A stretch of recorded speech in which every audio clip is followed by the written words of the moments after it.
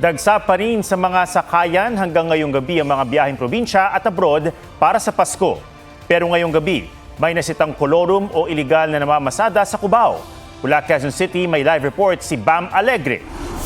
Bam! At ang bago ang bisperas ng Pasko, 3 kolorum na van ang naharang ng mga otoridad dito sa Cubao, Quezon City.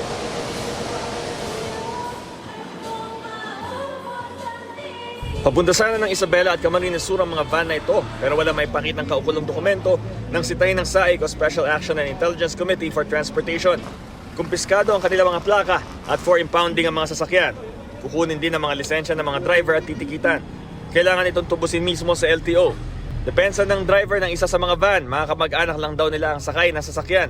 Pero sa pagsiyasat ng SAIC, may ilang pasahero na hindi nila kakilala o kaano-ano. Sapagkat ito po'y napakadelikado para po sa ating mga kababayan sapagkat hindi po sila covered ng mga insurance ng mga sasakyan pong ito at yung pong mga pamasahe ay hindi nare-regulate ng gobyerno. Yung mga sakay po namin sir, alos mga konektado lang din po sa pamilya po. Na mga gusto pong makauwi ngayong Pasko. Sa Parañaque Integrated Terminal Exchange, maraming biyahe ang fully booked na.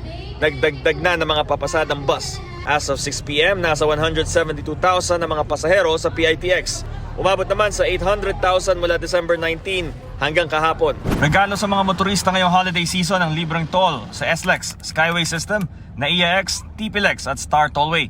Gayon din sa NLEX, NLEX Connector, SCTEX, CALEX at Cavitex. Ayon sa Transportation Department, simula yan sa December 24, alas 10 ng gabi hanggang alas 6 ng umaga ng December 25. Pati sa December 31 hanggang January 1 sa parehong mga oras.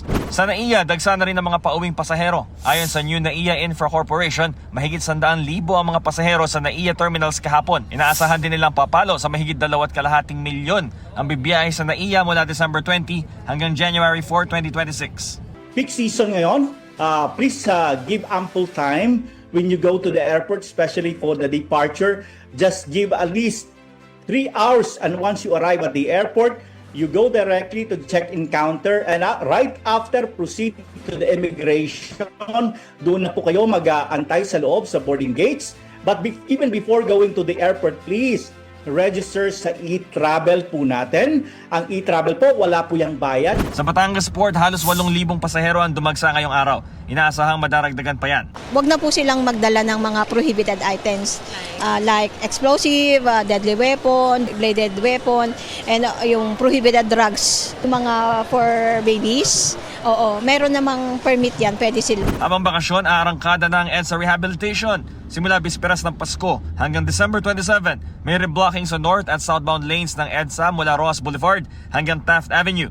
Aaspaltuhan din ang ilang bahagi ng EDSA southbound mula Orense sa Makati hanggang Loring Street sa Pasay. Sa December 27 to 28, isasara ang EDSA southbound mula Scout Borromeo hanggang Kamuning para sa tinatayong Kamuning bus stop at footbridge ng EDSA busway.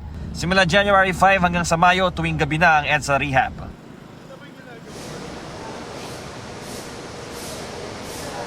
Magpapatuloy ang pag-iikot ng DOTR SAIC para tiyakin na walang biyaheng kolorum dito sa Cubao, Quezon City. Balik sa iyo, Atom.